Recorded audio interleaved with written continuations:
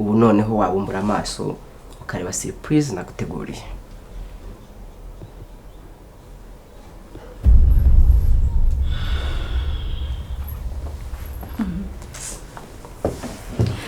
Iyi ni ya surprise waneguriye. Nonese umukobwa mwiza uko nabikubwiye.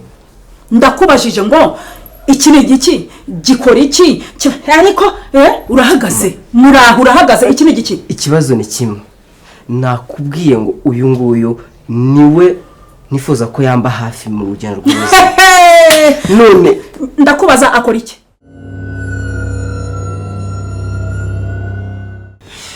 Sinzongere kubona uhirahira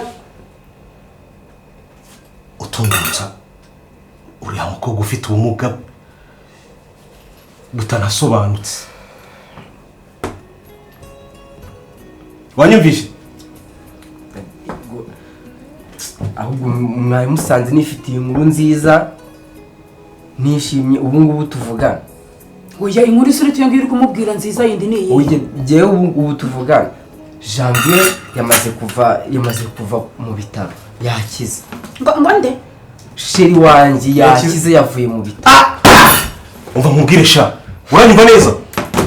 Narakubwiye ngo sinshaka kongera kumva amatwi yanjye umuntu witwa Janvier. Ndakumva. Nimva impamvu nshaka ngiye gukuriya mu mwana agomba gupfa.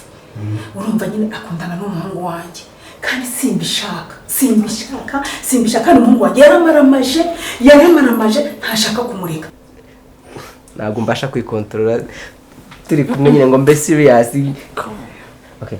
Agatari kwambaye neza. As usual, I'm a gentle. I'm a king. You the queen. So why? Bebe nyine ibyo nakubwiraga njyewe mfite iyo gahunda. Yuko nimbona amafaranga. God, baby, ni muri seri ariko. Nzagufasha tukigira ahantu kure. So wazubwire tuzajya he? What